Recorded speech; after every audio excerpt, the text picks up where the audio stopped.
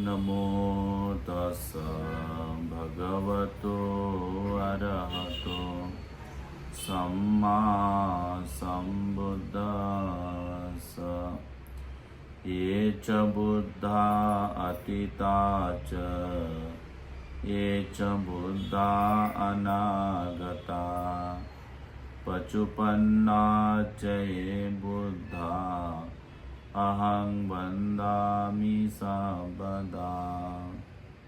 ये च धम्मा अतीता च ये च धम्मा अनागता पचुपन्ना च ये धम्मा अहं वन्दामि सर्वदा।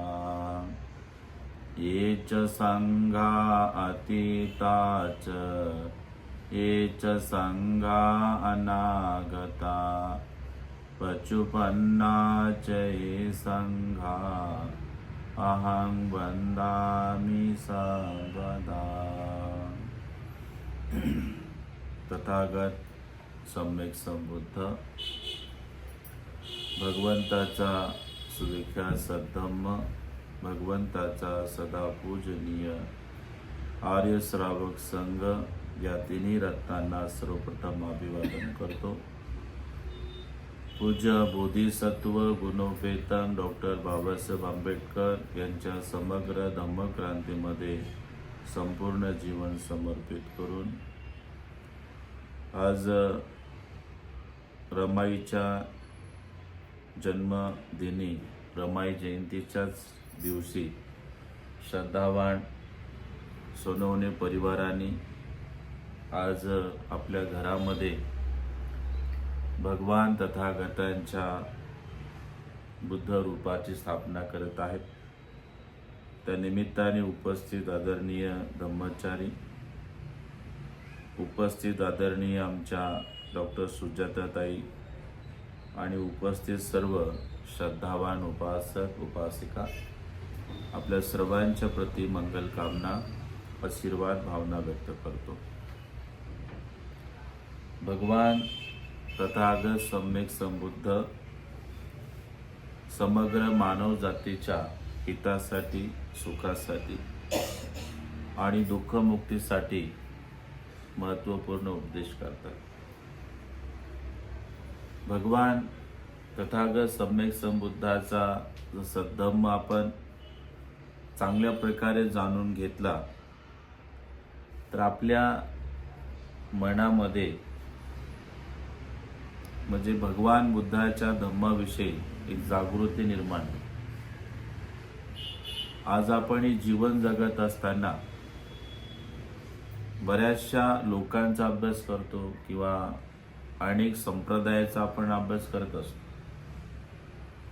तर ते लोक जीवन जगत असताना जीवनामध्ये थोडंसं चढ उतार आला, या जीवनामध्ये थोडंसं सुख आणि दुःख आले असेल तर एक असा विचार करतात की इथे वरती कोणतरी करता करवित आहे। आणि ते असे काही संप्रदायामध्ये ग्रंथ आहेत की करता करवित्याशिवाय इथे झाडाचं पाणी हालत नाही। असे काही लोकांची धारणा, एक मानसिकता आहे। ते काही लोक ग्रंथ प्रमाण असतात, पण भगवान बुद्ध म्हणतात की आपण ग्रंथाला प्रमाण मानले नाही पाहिजे। ग्रंथामध्ये काही गोष्टी चुकीच्या लिहिल्या जाऊ शकतात। तर भगवान तथागत सम्यक संबुद्धाने इथे जे करता आणि करविता आपल्या आजूबाजूला कोणी नाही आहे, किंवा वरती नाही आहे किंवा खालच्या दिशेला पण नाही आहे।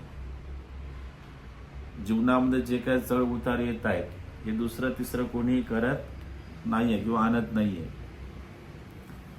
तर आपल्या जीवनामध्ये जे चढ उतार येत असतात तर त्याला आपण स्वतः मात्र कारणीभूत आहोत।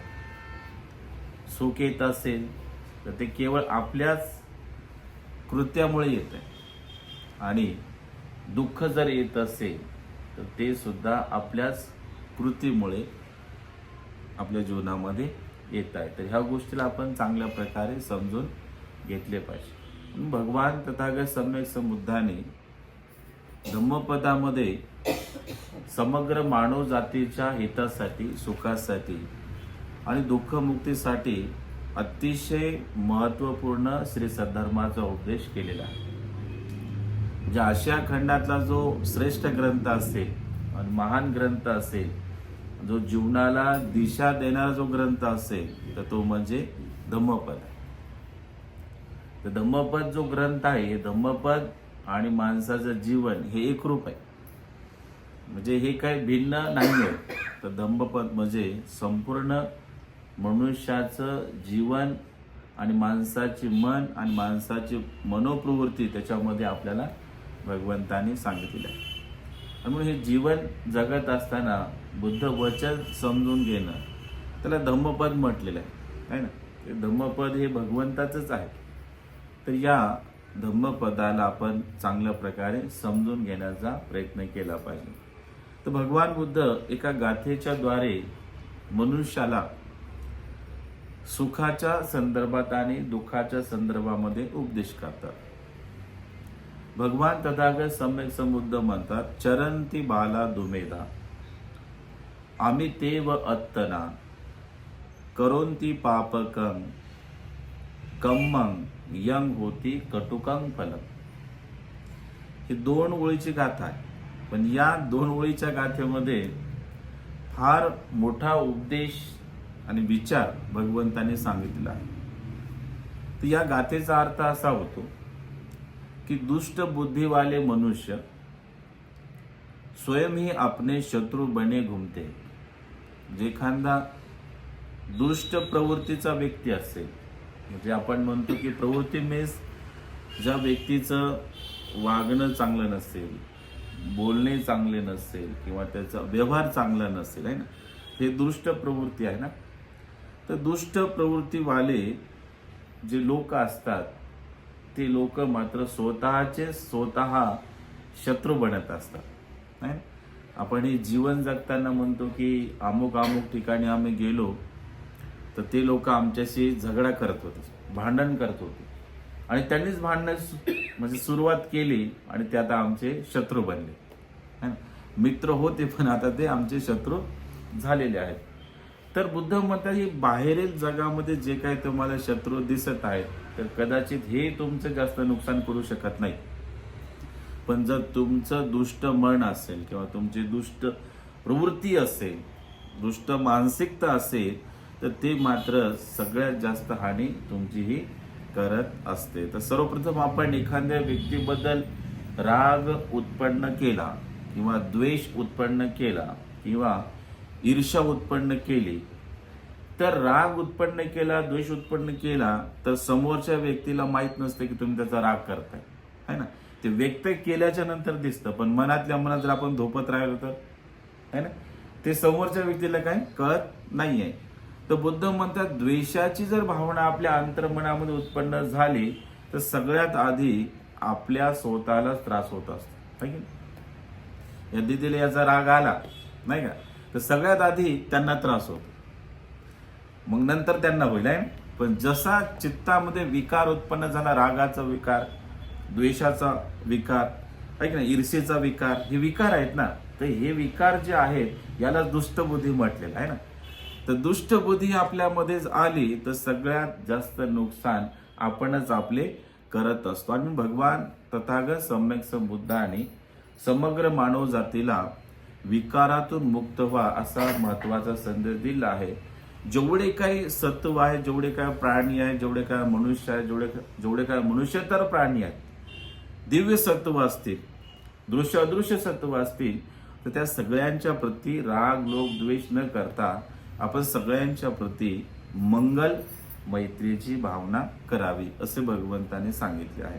तर मंगल मैत्री चित्तामध्ये उत्पन्न झाली तर आपण स्वतःचे कल्याण करत असतो आणि इतर लोकांचं तर कल्याण मात्र होतच असते. तर मंगल मैत्रीचे 11 प्रकारचे लाभ भगवंतांनी सांगितलेले आहेत. आणि भगवान बुद्ध म्हणतात की दुष्ट प्रवृत्ती ही आपण इथेच बदलली पाहिजे. कारण जे जे काया वाचा आणि मनाच्या द्वारे जे जे उत्पन्न होत आहे ते तुमच्या सोबतच येतं. आलं का लक्षात?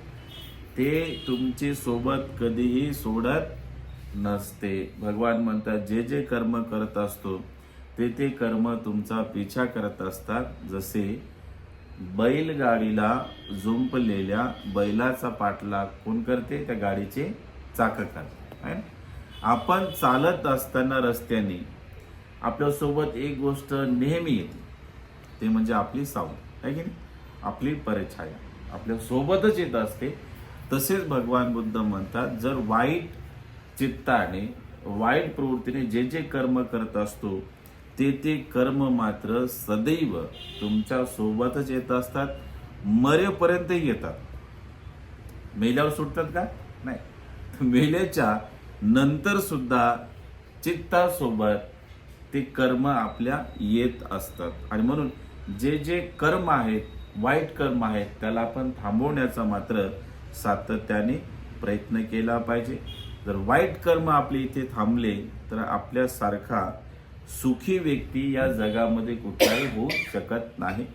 जे पेराल ते उगवते, हा एक निसर्ग नियम आहे. जर तुम्ही इतरांना मैत्री दिली तर तुम्हाला मैत्री मिळते, इतरांना प्रेम दिले तर प्रेम मिळत असते, इतरांना मात्र तुम्ही सांत्वना दिली तर सांत्वना तुम्हाला मिळत असते.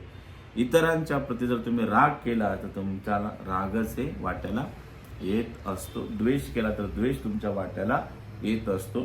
जे जे कर्म तुम्ही केलेले आहेत ते कर्म सातत्याने तुमचा पिछा हे करत असतात. इथे भगवान बुद्ध जरी असले तरी सुद्धा ते कर्म भगवंताचा पिछा करत असतात. आणि इथे अरहंत जरी असले तर अरहंताचा सुद्धा पिछा ते कर्म करतच असतात. शोतापन्न सकृतागामी अनागामी अवस्थेला जर प्राप्त झालेला व्यक्ती असेल तर त्याचे कर्म चुकले असतील तर त्या व्यक्तीचा सुद्धा पिछा ते कर्म सातत्याने करत असतात. आणि म्हणून तुम्हाला या जीवनामध्ये सुखी बनावायचे असेल तर काया वाचा आणि मनाच्या द्वारे शुद्ध कर्म करणं अनिवार्य आहे की नाही. जर तुम्हाला दुःख भोगवायचे असेल तर बुद्ध म्हणतात, काया वाचा मनाच्या द्वारे जर कर्म चुकले तर तुमच्या वाट्याला सदैव दुःख येत असते, परेशानी येत असते, बेचैनी येत असते की नाही. म्हणून या ठिकाणी भगवान तथागतांनी या दोन गाथेचं उच्चारण करत असताना याच्यामध्ये एका सुप्रबुद्ध नावाच्या व्यक्तीचं विश्लेषण केलं. भगवंताच्या काळामध्ये सुप्रबुद्ध नावाचा एक व्यक्ती होता, अतिशय दयनीय व्यक्ती, अतिशय गरीब व्यक्ती, ज्या व्यक्तीला राहण्यासाठी घरही नव्हते आणि पूर्ण जमिनीवरती तो झोपायचा. त्याला अंथरण्यासाठी गादी नव्हती, अंगावर घेण्यासाठी असं ब्लँकेट नव्हतं, काहीही त्याच्याकडे नव्हते. तर हे सगळ्या गोष्टी त्या ठिकाणी श्रावस्तीचे लोक बघायचे. आलं लक्षात? श्रावस्तीचे सगळे लोक सुप्रबुद्धाला बघायचे. तर श्रावस्तीमध्ये भगवान तथागत सम्यक संबुद्ध एकदा उपदेश देत होते. आणि उपदेश देत असताना हा सुप्रबुद्ध भगवान तथागताला दुरून बघतो. आणि भगवंताला बघितल्याबरोबर त्याच्या मनामध्ये बुद्धाच्या विषयी श्रद्धा बल जागृत होते. श्रद्धा बल हे जागृत होते. आता आपण भगवंत झाकून ठेवले होते इथे तर माहिती नव्हतं की ते कसे आहेत, है ना. पण जसे भगवंताला आपण ते वरचा कापड काढला तर सगळ्यांचं मन असं प्रसन्न झालं की भगवंत किती छान आहेत, है ना. म्हणजे मी इथे बसलेलो होतो तरी माझे हात भगवंताच्या पायाला लावले. म्हणजे भगवंताला आजही आपण जर मूर्तीमध्ये बघत आहोत तरी सुद्धा भगवान बुद्ध तुम्हाला किती सुंदर दिसतात, किती छान दिसतात, आहे ना. तर भगवंताला तुम्ही प्रत्यक्ष पाहिले असेल ना तर तुम्ही तर सगळ्या गोष्टी विसरून जासाल, आहे ना. तहान भूक सगळं सगळं दुःख माणूस विसरून जातो. म्हणजे एवढे भगवान तथागत सम्यक संबुद्ध श्रेष्ठ आहेत आणि इतके सुंदर आहेत भगवान बुद्ध. 32 महापुरुषाच्या लक्षणाने युक्त आहेत आणि 80 उपलक्षणाने ते बुद्ध पूर्णाशे परिपूर्ण आहेत. तर बुद्धाला ज्यावेळेस एखादा व्यक्ती बघायचा त्या काळामध्ये तर तो बुद्धाला पाहतच राहायचा आणि बुद्धाच्या मागे मागे चालतच जायचा. एक तर व्यक्ती बुद्धाला बघितला, त्यानं घर सोडून दिलं, बायको सोडून दिली, मुलं सोडून दिली, बुद्धाच्या मागे मागेच गेला. बुद्ध विहारात जाऊन बसले तर बुद्धाच्या तो पुढे येऊन असा बुद्धाला पाहायला लागला, जवळ नाही का समोर. आणि त्याच्यानंतर इथून उठला तिकडल्या साईडला गेला तर बुद्धाला या दिशेनं पाहत होता, या डायरेक्शन. मग तिकडनं पाठीमागे गेला आणि मग बुद्धाला पाठीमागून बघायचा तो. इकडे डावीकडे आला आणि तो बुद्धाला सारखा बघायचा. भगवंताने त्याचं चित्त जाणलं आणि म्हणाला की हे तू काय करत आहे? म्हणून भगवान, माझी तुमच्यावर प्रचंड श्रद्धा आहे, माझा पूर्ण तुमच्यावरती विश्वास आहे की तुम्ही खूप महान आणि श्रेष्ठ आहात, नाही का, माझी श्रद्धा मी व्यक्त करत आहे. भगवान बुद्ध म्हणाले, हे शरीर किती सुंदर असेल ना सद्ग्रस्ता, तरी सुद्धा हे शरीर अनित्य धर्म आहे, हे शरीर मरण धर्म आहे, हे शरीर जरा धर्म आहे, हे शरीर व्याधी धर्म आहे, हे शरीर मात्र नष्ट होणार आहे. या सौंदर्यामध्ये काही पडलेलं नाही. तू प्रज्ञेनं पहा या शरीराला, नाही का, सम्यक दृष्टीने या शरीराला बघ. या शरीरामध्ये काही नाही. जर माझ्या प्रती श्रद्धा व्यक्त करायची असेल तर जे माझे गुण आहेत त्या गुणाला तू धारण करण्याचा प्रयत्न कर. माझे गुण धारण केले हीच माझी पूजा आहे, ही माझी वंदन आहे, हा माझा परित्राण पाठ आहे, ही माझी देशना आहे. माझे गुण तू धारण करण्याचा प्रयत्न कर. तर भगवंतानी अनेक प्रकारे सद्धर्माचं वर्णन हे केलं. स्वतःला बुद्धांनी कधी जास्त महत्व दिलं नाही, पण भगवंत महत्व देण्यासारखे होते. पण महापुरुषाची एक उदात्त अंतकरण असतं की ते स्वतःला मात्र जास्त महत्व देत नाही. ते मात्र सद्धर्माला महत्व देतात, ते मात्र त्यागाला महत्व देतात. शील सदाचाराला, दान धर्माला, पुण्य धर्माला महापुरुषे महत्व देत असतात. सुप्रबुद्ध भगवंताला बघतो आणि बघितल्याबरोबर त्याच्या अंतर्मनामध्ये इतकी श्रद्धा जागृत होते की तो म्हणतो की आता मी बुद्धाचं प्रवचनच ऐकले पाहिजे. आणि तो बुद्धाच्या जवळ जाण्याचा प्रयत्न करतो, परंतु तो कुष्ठरोगी असतो. लोक त्याची घृणा करायची, त्याचा पूर्ण तिरस्कार करायचे, कारण त्याच्या शरीरावरती संपूर्ण मात्र जखम झालेल्या होत्या, त्या शरीरातून दुर्गंध यायची. पण तो बुद्धाचं प्रवचन ऐकायला गेला तर त्याने दुरून मात्र भगवान तथागत सम्यक संबुद्धाचे प्रवचन ऐकले. आणि इतके प्रवचन त्याने मन लावून ऐकले की त्याचं पास्ट लाईफ मधलं काहीतरी पुण्यकर्म असेल ते जागृत झालं. आणि पुण्य जागल्याबरोबर त्याच्यामध्ये सद्धर्माच्या जे 4 अवस्था असतात, एक पहिली अवस्था आहे शोधतापन्न अवस्था, दुसरी आहे सकृतागामी अवस्था, तिसरी आहे अनागामी अवस्था आणि चौथी आहे अरहंत अवस्था, आहे की नाही. ही 4 अवस्था अतिशय श्रेष्ठ आणि उच्च कोटीच्या अवस्था आहेत. या 4 अवस्थेमध्ये त्याला पहिली अवस्था प्राप्त झाली ते म्हणजे शोधतापन्न अवस्था प्राप्त झाली. शोधतापन्न अवस्था प्राप्त झाल्याबरोबर त्याचं चित्त इतकं प्रमोदित झालं, इतकं आनंदित झालं की तो बुद्धाचा एकदम असा पायकच बनला, उपासकच बनला. आणि तो बुद्धाच्या जवळ जाण्याचा प्रयत्न करू लागला की तो विसरला की मला कुष्ठरोग आहे, माझ्या शरीरातून दुर्गंध येत आहे आणि लोक मला काय बोलतील, लोक मला हकलून देतील का, लोक माझा अपमान करतील का, ह्या गोष्टीला तो पूर्ण विसरून गेला आणि बुद्धाच्या दिशेने चालला. तर चालत असताना त्या ठिकाणी देवेंद्र शक्र नावाचा एक दिव्य देवता सुप्रबुद्धाच्या मनाची अवस्था जाणतो. आणि जाणल्याबरोबर तो म्हणतो की हा खरोच परिपूर्ण धम्माच्या मार्गावरती आरूढ झालेला आहे का, याची मी परीक्षा घेतो. परीक्षा कधी सुरू होते माहिती आहे का? ज्यावेळेस तुम्ही धम्माच्या मार्गावर येण्याचा प्रयत्न करा. जोपर्यंत धम्माच्या मार्गावरती आपण येत नाही तोपर्यंत आपली काय परीक्षा होत नाही. तुम्ही एखादा सम्यक संकल्प करता की अरे मी आजपासून परिपूर्ण 5 शीलाचं पालन करेन, असा संकल्प केल्याबरोबर पहिलं शील काय, पानातिपात विरमणे, मी प्राणीहिंसा करणार नाही. त्याच दिवशी तुमच्याकडे जास्त मच्छर येतात, नाही का. संकल्प केल्याबरोबर मच्छर येतात, आहे की नाही. संकल्प केल्याबरोबर आपण म्हणतो की आदिन दाना वेरमणे, आहे की नाही. त्या दिवशी मात्र आपल्याला नवऱ्याचे पैसे दिसतात, आहे की नाही. त्या दिवशी मात्र दागिने दिसतात आपल्याला, आहे. म्हणजे ज्या चांगल्या गोष्टी करण्याचा प्रयत्न कर, आजपासून मी खोटे बोलणार नाही, त्याच दिवशी खोटं बोलण्याची वेळ येते की नाही, त्याच दिवशी तुम्हाला खोटं बोलावं लागतं, आहे की नाही.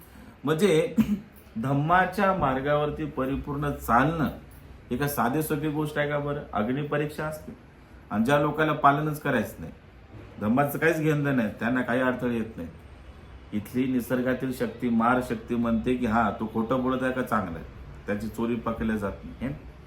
तू चोरी करत आहे का तू चोरी कर, तू हिंसा करत आहे का हिंसा कर, नाही का. तर कोणीही पनिशमेंट करत नाही, त्याच्याकडे कोणीही लक्ष देत नाही, कारण त्याला त्याचे कर्माचे घडे भरायचे असतात ना. आणि मार शक्तीला ते अभिप्रेत आहे. मार शक्ती काय म्हणते की तू चांगलं करू नको, तू बुद्धाकडे जाऊ नको, तू शिलाचं पालन करू नको, तू दान तर देऊच नको म्हणते, तू पूर्ण घरभर आहे की नाही. मार शक्तीला हे अभिप्रेत आहे, कारण ते मारायला असं वाटतं जर तुम्ही बुद्धाकडे गेले तर तुम्हाला विमुक्तीची अवस्था मिळेल, निब्बाणाची अवस्था मिळेल आणि तुम्ही मुक्त होणार ना. तर मार म्हणतो की सगळे माझे गुलाम झाले पाहिजे, आहे की नाही, गुलाम झाले पाहिजे. समजायचं एखादा व्यक्ती बिलकुल धम्माचं आचरण करत नाही, वाईटच वागत राहतो, तो माराचा पूर्ण गुलाम आहे. माराने त्याच्यावरती पूर्ण ताबा मिळवलेला आहे की नाही. मार काय म्हणतो की हे तुला वाईट करायचं आहे, तो तसं करत राहतो, त्याला काही अडथळे येत नाहीत. पण जो व्यक्ती धम्माच्या मार्गावरती आरूढ होतो ना, आरूढ झाल्याबरोबर मात्र त्याची अग्नी परीक्षा सुरू होतो. हा सुप्रबोध एवढे दिवस मस्त राहायचा, खायचा प्यायचा, झोपा काढायचा, त्याच्याकडे देवेंद्र शक्र आलाच नाही. पण जसा तो बुद्धाचा उपदेश ऐकतो आणि तो स्वतःपन्न बनतो, तर बुद्धाला भेटण्यासाठी निघतो, तर त्यावेळेस देवेंद्र शक्र काय करतो की आपलं रूप बदलून त्याच्याकडे येतो आणि म्हणतो की अरे तू कुठं चाललास. ते म्हणे मी भगवान तथागताकडे जात आहे. तर मग कशाला जात आहे, मी दर्शन करायला जात आहे.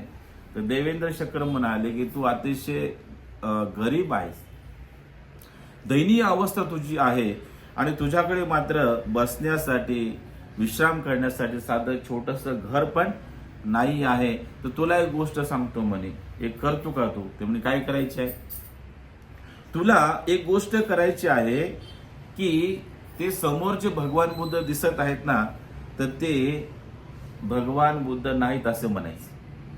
ते बुद्धाकडे जाऊन म्हणायचं की तुम्ही बुद्ध नाही, आणि असं सांगायचं की जे तुम्ही धम्म शिकवता का ते धम्म सुद्धा काही चांगला नाही, आणि जे तुमच्या सभोवताल बसलेला भिक्खू संघ आहे ते भिक्खू संघ सुद्धा बिलकुल चांगला नाही आहे आणि ते सुद्धा योग्य नाही आहे. असं तुला तीनच गोष्टी म्हणायच्या आहेत. तर तू असे बोलला ना, मी तुला हवी तेवढी संपत्ती देतो.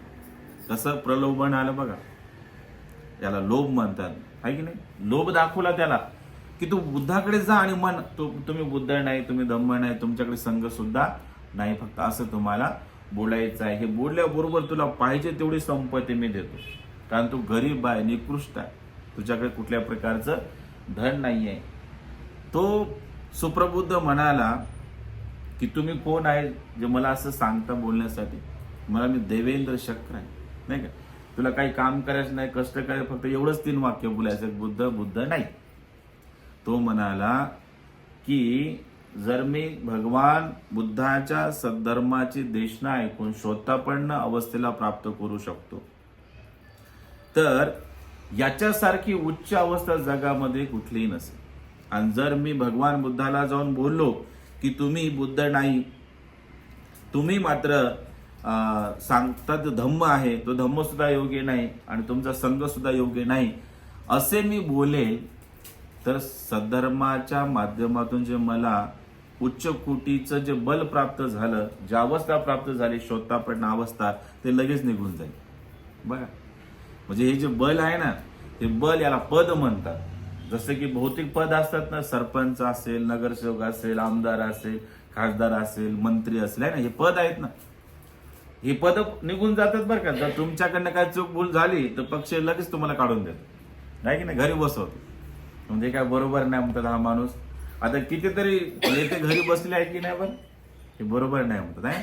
म्हणजे भौतिक जे पद आहे ते भौतिक पद सुद्धा काढून घेतल्या जातात.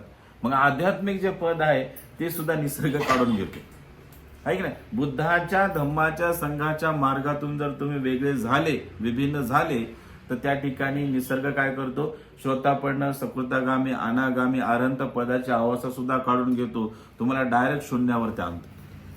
आलं का लक्षामध्ये. म्हणजे जे तुम्हाला एनर्जी मिळाली आहे धम्माची, हे जे तुम्हाला शुद्ध ब्रह्मचर्याचं पालन करून जे तुम्हाला अवस्था मिळत असतात, त्या अवस्था सुद्धा निसर्ग काढून घेत असतो. ते तुम्हाला टिकवत आले पाहिजे, आहे की नाही. हे टिकवता आले तरच तुमच्यामध्ये ते पद मात्र कायमचं राहतं, मरेपर्यंत ते पद राहत असतं. तर त्या ठिकाणी देवेंद्र शक्कर काय म्हणतो की तुला बुद्ध धम्म संघ यावरती श्रद्धा नाही, विश्वास नाही असं म्हणायचं आहे. तर त्यावेळेस त्या सुप्रबुद्ध काय म्हणतो, एक गाथा म्हणतो की तुम्हाला असे म्हणतो निकृष्ट आहे, मी निर्धन आहे. तर तो म्हणतो की श्रद्धा धनं, शील धनं, हिरी धनं, ओतपीय धनं, सोत धनं, त्याच्यानंतर पय्या धनं, अशा प्रकारचे गाथा म्हणत असतो.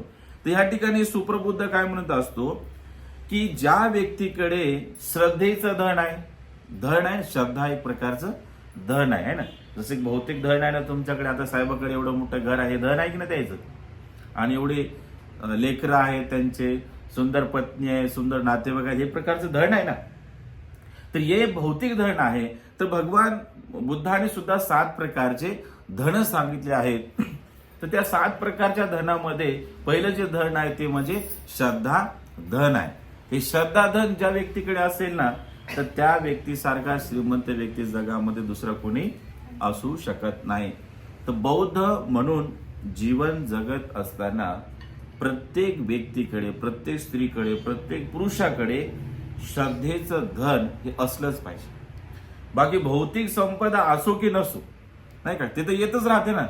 कामं केले, कष्ट केले, शिक्षण आपण करत आहोत, नोकरी लागणार आहे, आपल्याला त्याच्यातून सुद्धा भौतिक धन मिळणार आहे ना. भौतिक धन तर मिळणारच आहे, पण या भौतिक धनासोबत आध्यात्मिक जे धन आहे श्रद्धा धन, ते श्रद्धा धन तुमच्याकडे असलं तर तुम्ही श्रीमंत आहात.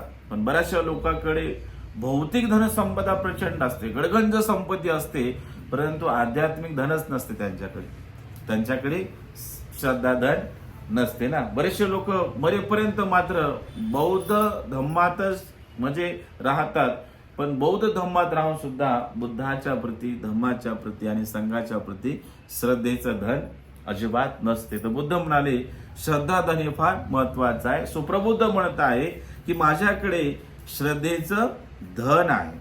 त्याच्यानंतर दुसरं धन काय आहे, शील धन.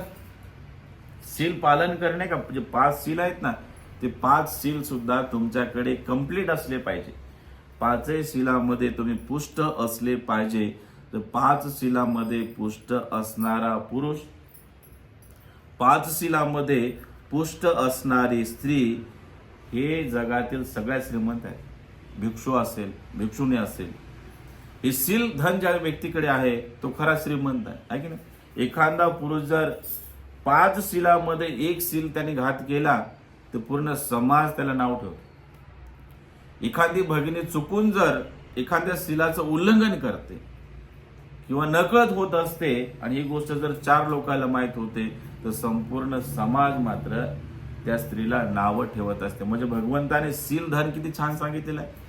भौतिक धनापेक्षाही शील धन तुमच्याकडे असणं ही अतिशय महत्वाची गोष्ट आहे. तर शील धन सुद्धा तुमच्याकडे असले पाहिजे. आणि सुप्रबुद्ध म्हणतो की माझ्याकडे श्रद्धा धनासोबत शील धन सुद्धा आहे. तिसरं धन आहे लज्जा धन.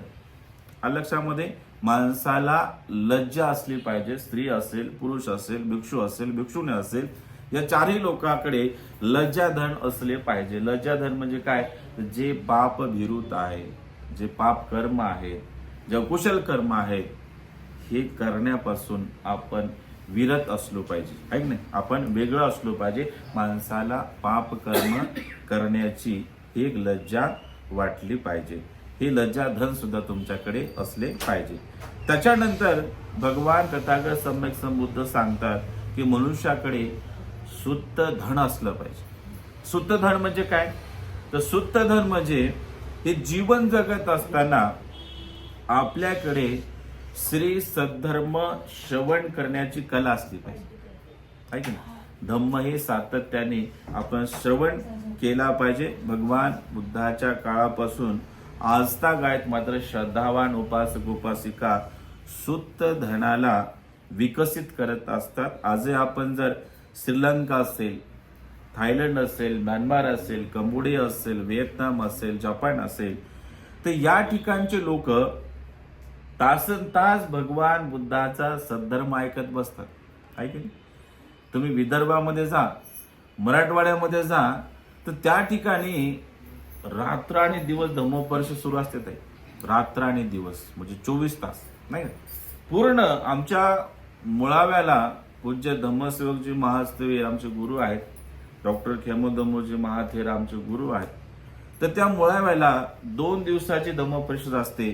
माघ पौर्णिमेला, आता माघ पौर्णिमा झाली 1 तारखेला, तर ती माघ पौर्णिमेला धम्मपरिषद सुरू होते.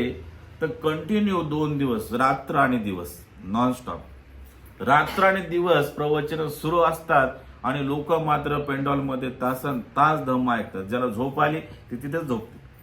आणि लक्षामध्ये ब्लँकेट सगळं त्यांच्या सोबतच असतं आहे ना. बरेचसे लोक मात्र झोपत नाहीत, ते सद्धर्म ऐकतात. हे लोक, त्या लोकांना ऐकण्याची सवय मात्र लागलेली आहे. त्याला सुत्त धन म्हटलेलं आहे ना. ते सुत्त धन तुमच्याकडे असले पाहिजे. बुद्धाच्या काळामध्ये सुद्धा लोक, 1000 लोक, 2000, 5000, 10,000, 1,00,000 लोक, 2,00,000 लोक बुद्धाचा उपदेश ऐकायचे तासन तास. आणि उपदेश ऐकता ऐकता त्यांना शुद्धमय प्रज्ञा प्राप्त व्हायची आहे ना. ते ऐकल्यामुळे होते ना. ऐकलं जेवढं आपण तेवढं मात्र आपलं नॉलेज, आपलं ज्ञान वाढत असते आणि धम्मामध्ये आपण पुष्ट होण्याचं एक माध्यम ठरत असतो. बुद्ध म्हणतात की सुत्त धनी आपल्याकडे असले पाहिजे. तर सुप्रबुद्ध म्हणतो देवेंद्र शक्राला की माझ्याकडे सुत्त धन आहे. आलं का लक्षात? त्याच्यानंतर पुढे सांगतात की हे देवेंद्र शक्रा, माझ्याकडे त्याग धन पण आहे, मला लोभ नाही. ते तू जे मला प्रलोभन देत आहे की मी तुला एवढं धन देईन, हे धन घे तू, आणि बुद्धाच्या प्रती पूर्ण श्रद्धा प्रकट करू नको, बुद्धाला बुद्ध म्हणू नको, अशी जी तुझी धारणा आहे, या गोष्टीला मी काही किंमत देत नाही. बघा, जर साधारण व्यक्ती असता तर तो श्रोतापन्न झाला नसता ना, तर त्या ठिकाणी तो लगेच म्हणाला असता, हा मला एवढे पैसे देतो का, मी कशाला जाऊ बुद्धाकडे. तो देवेंद्र शक्र म्हणाला, तुला 4 घोडे पांढरे आणि पूर्ण रथाला सजवलेलं असा रथही देतो म्हणे, आणि एक असं मोठंच्या मोठं घर देतो म्हणे, दास दासी देतो म्हणे. तू काय कर, बुद्धाला बुद्ध म्हणू नको. तो श्रोतापन्न होता म्हणून तो लोभाला बळी पडला नाही, भौतिक धनाला तो बळी पडला नाही. तो म्हणाला की माझ्याकडे त्याग धन आहे, त्याग करण्यासाठी हे सुद्धा धन असतं. त्याला काय लक्षात नाही. तर बरेचसे लोक किती हावरट असतात. कपडे द्या, दागिने येऊ द्या, जेवण येऊ द्या, दारू येऊ द्या, ऐक ना, बरं येऊ द्या, ऐक येऊ द्या, येऊ द्या, येऊ द्या, घेण्याची भावना आणि पूर्ण संचय करण्याची भावना अनेक लोकांची आहे. ऐक ना, अनेक लोकांची मानसिकता नाही. तुम्ही तसे नाही, तुम्ही चांगले लोक आहेत आहे ना, तुमची धारणा तशी नाही आहे. जे लोक जमा करतात त्यांच्याविषयी आपण बोलत आहोत. तर आपल्याकडे त्याग धन सुद्धा असले पाहिजे. आपण म्हटले पाहिजे की आता माझ्याकडे 3 जोडी कपडे आहेत, नाही का. नवरा मला घेऊ का अजून एक, तर नको म्हणलं पाहिजे, नाही ना. आणि बायको कमावत असेल तर नवऱ्याने म्हणलं पाहिजे मला जुते नको घेऊ आता, हा मला अंगठी नको घेऊ, मला गाडी नको घेऊ, आहे ना, असं म्हटलं पाहिजे ना. त्याला त्याग धन म्हटलेलं आहे. तर हे त्याग धन तुमच्यामध्ये असलं पाहिजे, आहे की नाही. दिदी म्हणाल त्यालाच देतात, मला काहीच देत नाही, आहे ना. अशी जर धारणा असेल तर तुमचा लोभ हा वाढत वाढत जातो, आहे ना.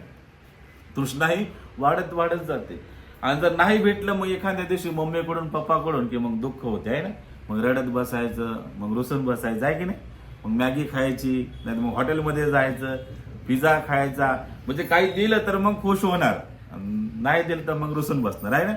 तर हे त्याग धन तुमच्याकडे असले पाहिजे. मुलगा असो, मुलगी असो, बाई असो, माणूस असो, भिक्षू भिक्षुनी कोणी असो, कुठल्याही संप्रदायाचा व्यक्ती असो, त्याच्याकडे त्याग धन असले पाहिजे. बाबा नको आता बस झालं, आहे ना.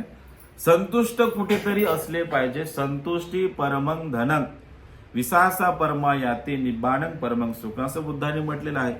संतुष्ट राहणे याच्यासारखं धन जगामध्ये दुसरं कुठले असू शकत नाही. कितीही मोठा राजा असेल, जर त्याला लोभाला आवर घालण्याचं समजत नसेल तर तो लोभामध्ये राहूनच मरतो. आणि लोभात राहून मेला तर त्याची दुर्गतीच होते की नाही बरं. खूप तुमच्याकडे धन संपत्ती जमा केली आणि तुम्ही काही दानच नाही केलं, बायकोला नाही दिलं, नातेवाईकाला दिलं नाही, परिवाराला दिलं नाही, तुम्ही समाजाला दिलं नाही, धर्मासाठी धर्मगुरूला दिलं नाही, आणि ते तसं जवळच ठेवलं आणि अचानक या दिवशी मेले, नाही का? मेल्यावर काय होणार आहे? ते सगळं जागच्या जागी राहते हो. माणूस जिवंत असताना धन धन धन करतो की नाही, आणि मेल्याच्या नंतर धनाच्या पुढे एक शब्द लागतो. काय लागतो? निधन. आहे की नाही? निधन. म्हणजे माणूस निर्धन होऊन माणूस या जगाचा निरोप हा घेत असतो, आहे की नाही? म्हणून तुम्हाला जिवंत असताना हे त्यागधन समजलं पाहिजे. अरे माझ्याकडे थोडंफार आहे ना, हे मी समाजासाठी, धर्मासाठी, भगवंतासाठी, बाबासाहेबांच्या चळवळीसाठी अर्पण केले पाहिजे. जर हा भाव तुमच्यामध्ये असेल तर तुम्ही ते तरले. मग तुमच्यासारखा श्रेष्ठ व्यक्ती या जगामध्ये दुसरा कुणी असू शकत नाही. देण्याची भावना तुमच्यामध्ये असली पाहिजे, हे त्यागधन तुमच्याकडे असले पाहिजे. त्याच्यानंतर शेवटचं आहे प्रज्ञा धन. तर माणसाला हे जीवन जगताना प्रज्ञा म्हणजे काय? शहाणपण. योग्य ते शहाणपण असलं पाहिजे, आहे की नाही? तर बरेचसे लोक म्हणतात मोठा शहाणा झालास, आहे ना, मोठे शहाणे झालेस. ते शहाणी नाही, तो शहाणा नाही, नाही का? शहाणपण म्हणजे धम्माच्या प्रती शहाणपण आलं पाहिजे. तुमच्याकडे बुद्धिमत्ता आली पाहिजे. आलं का लक्षामध्ये? छोट्या छोट्या गोष्टीचं तुमच्याकडे नॉलेज हे असलं पाहिजे. आज भगवान बुद्धाची मूर्ती घेतली, मग फक्त आता आजच्या दिवशी पूजा आहे म्हणूनच आमच्या दीदीने तर फुलं गिलं ठेवले असा भाव नसावा, नाही का? तर मी रोज बुद्धाची पूजा करेल, याला काय म्हणतात? प्रज्ञा म्हणतात, आहे की नाही? मी रोज भगवान बुद्धाच्या पुढे फुलं अर्पण करेल, बुद्धाला जल अर्पण करेल, सकाळी बुद्धाला चहा अर्पण करेल, आणि पूर्ण 11 वाजता भोजन अर्पण करेल, आणि पुन्हा संध्याकाळी मात्र 6 वाजता जल आणि चहा अर्पण करेल, आणि पौर्णिमेच्या दिवशी मात्र गिलान पूजा आपण केली पाहिजे. त्याला म्हणतात म्हणजे ज्यूस अर्पण करणे, ना. तर ह्या सगळ्या गोष्टी बौद्ध राष्ट्रात बघायला मिळतात. आता आपल्याकडे असं जर केलं तर म्हणतील हे अंधश्रद्धा आहे ना. बाबासाहेब म्हणाले की हे मी पिंडदान करणार नाही, नैवेद्य ठेवणार नाही, नाही का? तो भाग वेगळा आहे, नाही का? तो भाग अतिशय वेगळा आहे, ते आपण केलंच नाही पाहिजे.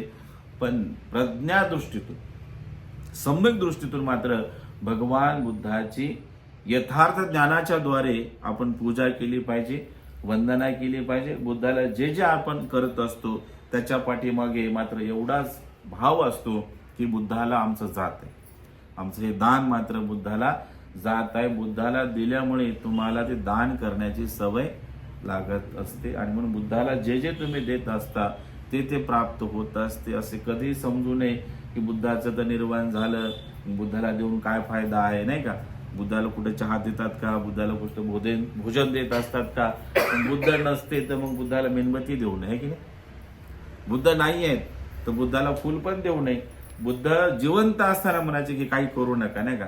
पण लोक श्रद्धेनं बुद्धाच्या पुढं दिवा लावायचे. भगवंत गंधकुटीमध्ये असायचे. ते गंधकुटी कशाला म्हटलं जाते? की बुद्ध असताना लोक तिथं फुलाचा ढीग लावायचे जिवंत असताना, आणि पूर्ण बुद्ध जिवंत असताना असे दिवेच्या दिवे लोक लावायचे.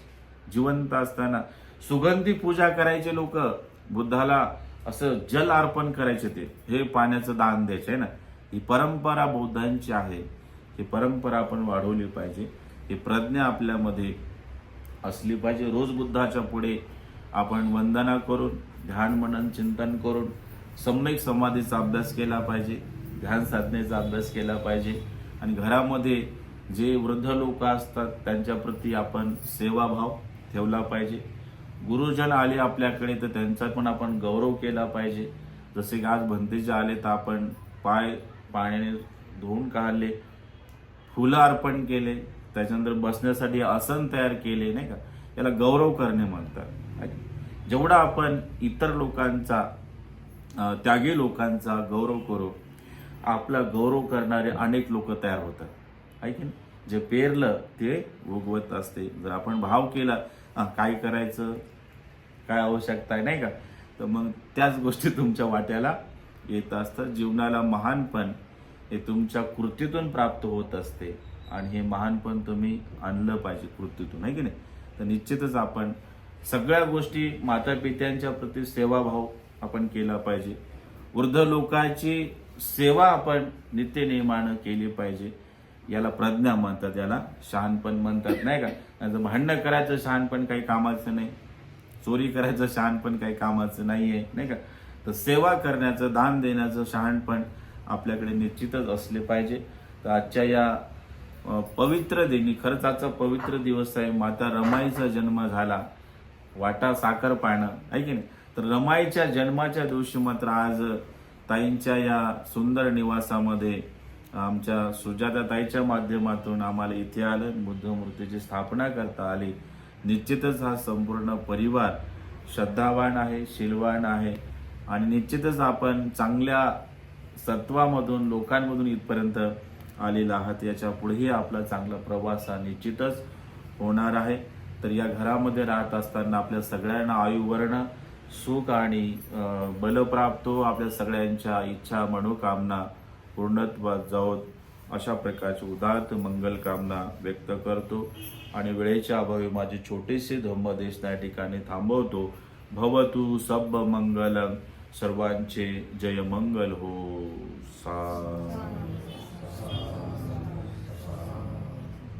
भवतु सब मंगलं, रक्षन्तु सब देवता, सब बुद्धानुभावेन, धम्मानुभावेन, संघानुभावेन, सदा सोत्ती भवन्तु ते. आयु आरोग्य संपत्ति सग संपत्तिमेवञ्च, ततो निब्बाण संपत्ति इमिनाते समिज्जतु. अभिवादनशीलस्य नित्यं वद्धापचायिनो, चत्तारो धम्मा वर्धन्ति आयुवन्नो सुखं बलं ते. साधु